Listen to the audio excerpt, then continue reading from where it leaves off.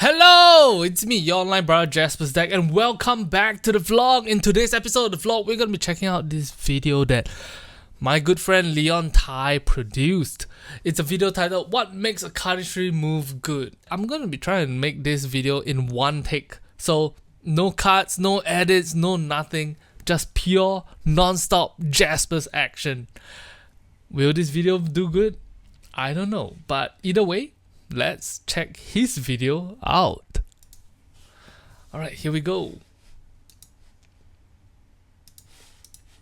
Cardistry has a lot of moves, in the same way that there are many movies in the world. To most people, it's clear what makes a good movie: an exciting story, memorable characters, and great cinematography.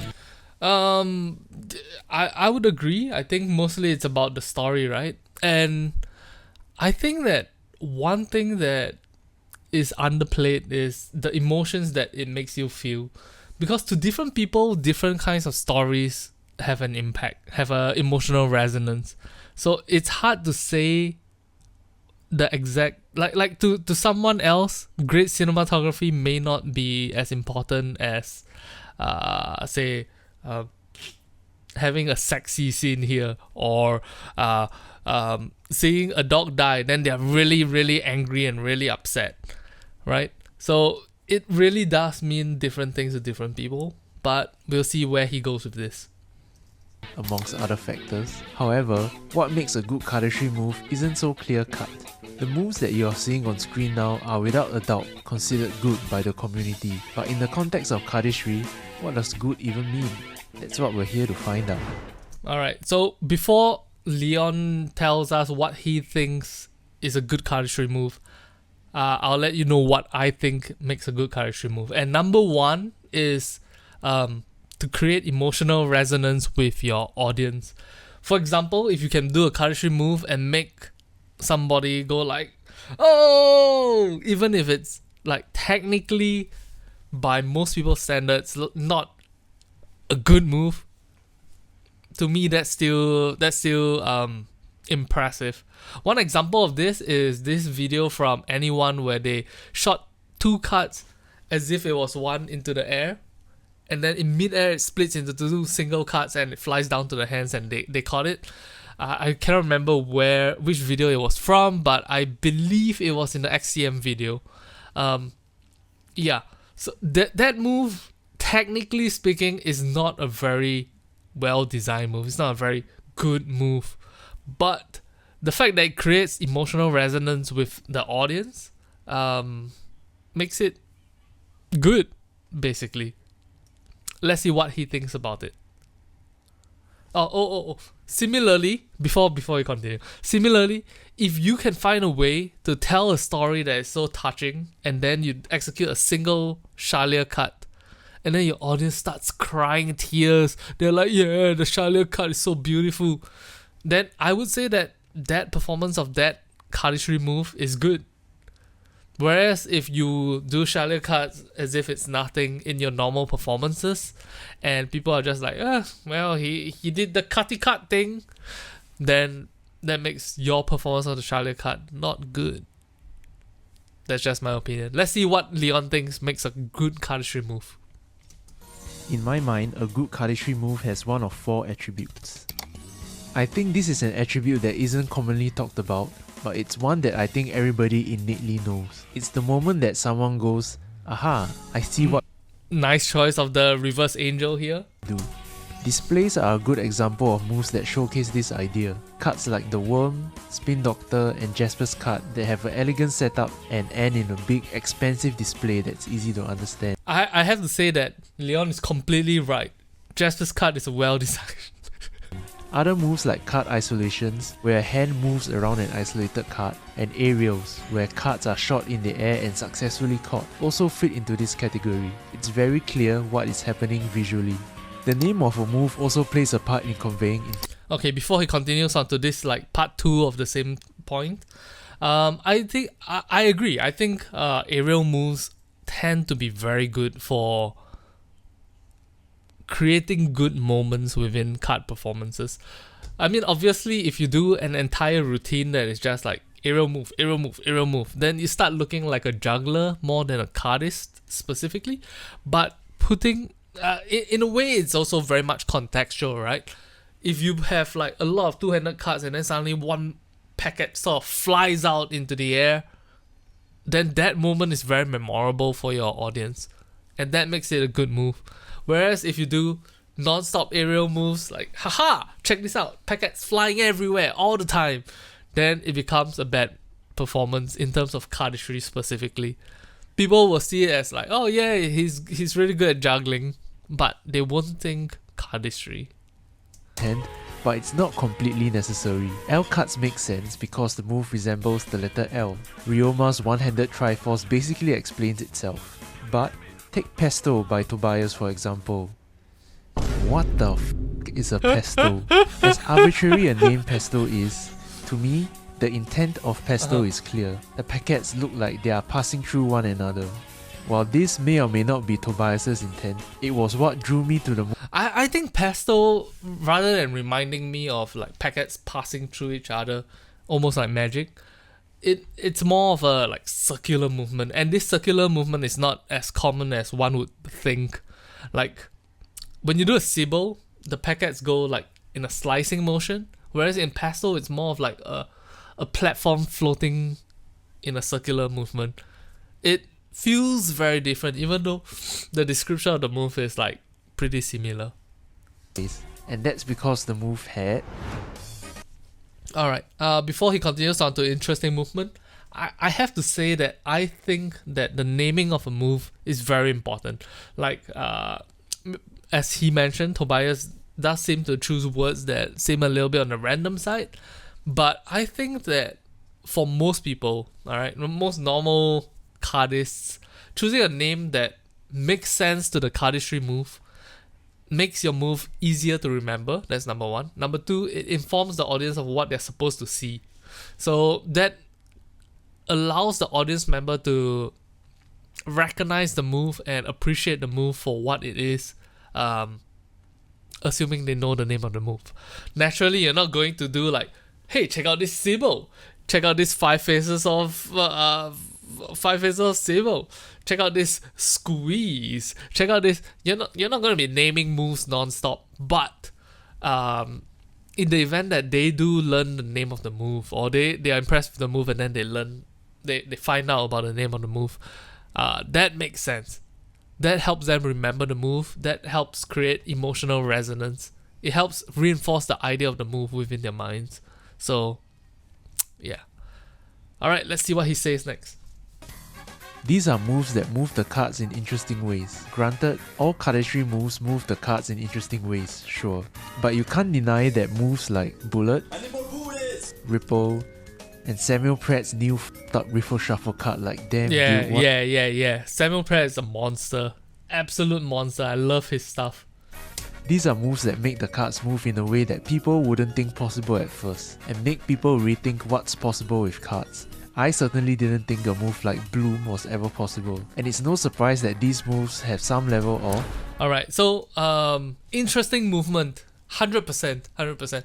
Just like how as a layman, as normal human beings, when we go through life, when we see something that we think is completely different from our expectation of reality, we are bewildered or impressed or mind blown about it. Similarly, within the cardistry community, we have a certain expectation of how cards should move. So if you can find a way to create a cardistry move that is completely different from the norm, whatever that means, then definitely that will create interest within the audience's eyes and minds, and therefore make a cardistry move good. Moving along. This concept is probably the easiest to grasp. People like flashy things. Moves like the Spring, Water Wheel, the Cobra card. These moves are big, flashy, and have a certain wow effect. I have to say that I am shocked that the Cobra card is so iconic even till this day. Like, there's no move that really feels like a Cobra card, in my opinion. It's really impressive that Devo managed to create that move so long ago in the past. Similarly, the spring, in my opinion, is like one of those moves that is mind-blowingly simple to come up with, but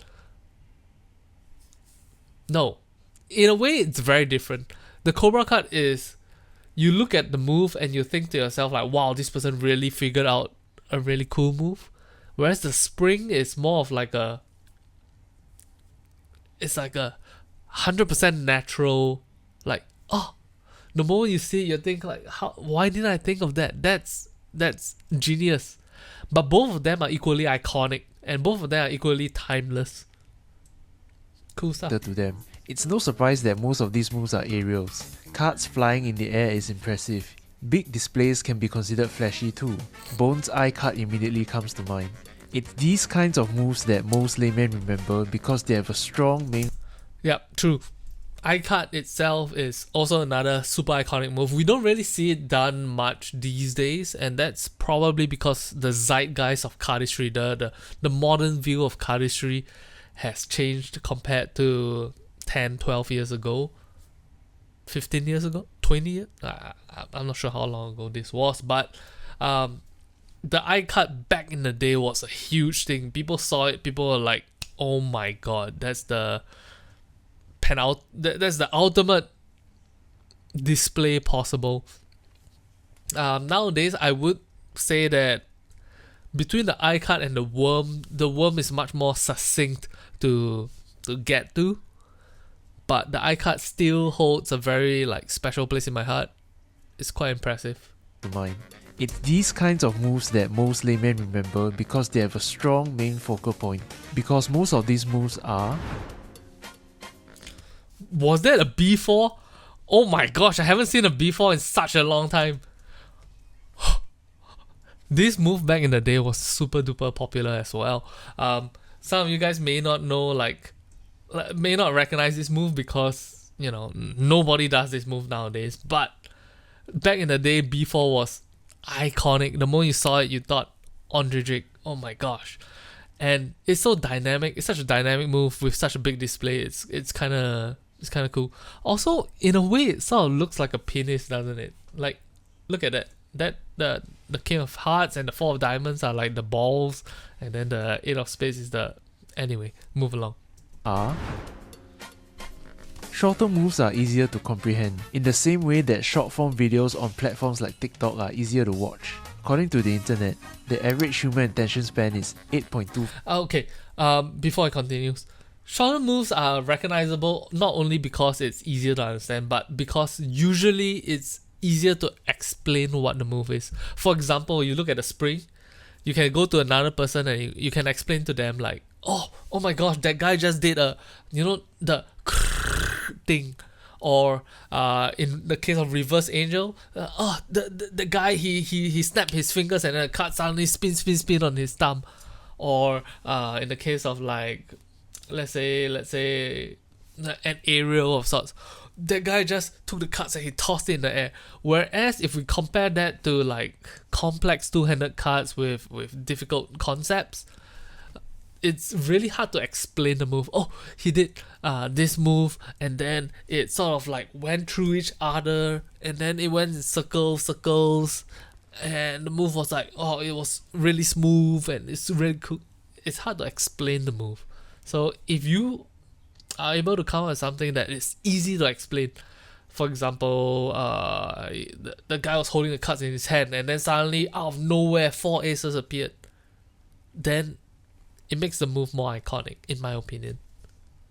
Why moves like Water Wheel are more memorable than something like the Jackson 5, which is a combined sequence of 6 moves from Dan and Dave. To cardists in the know, they love a well-executed Jackson 5 because they already know the individual moves that make up the sequence. But to a layman, it just looks like a 30-second sequence of unintelligible moves that for sure look very technical but not very memorable at first watch. It's also why most instances of cardistry in other media usually only use short moves, because they make a stronger first impression.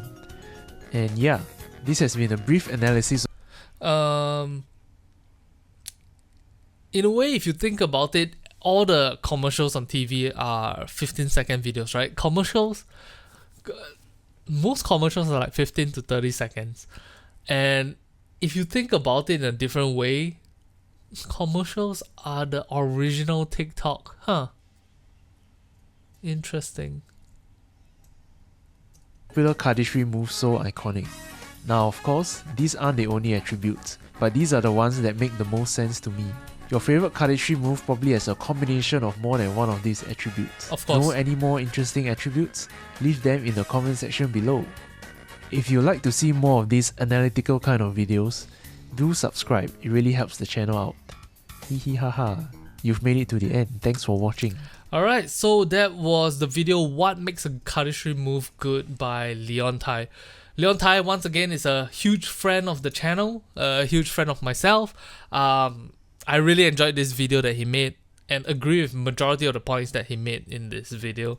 I think one thing that he didn't quite touch on is the emotional resonance of the move, which is what I brought up at the start of the video. And to be fair, it is also kind of a abstract way of looking at cardistry, right? Whether or not you can create this sense of amazement, of astonishment, of surprise for your audience within your cardistry move. Guys, I'll leave a link to the video that Leon made in the description box below, so go check it out. Go leave a like for him, go leave a comment, let him know that you appreciate these kind of like video essays of thinking pieces that he puts together, because I myself really love this video. So I genuinely hope he makes more of it. Until next time, guys, it's me, Jaspas. Thank you guys very much for watching, and I'll talk to you guys in the next one. Bye bye.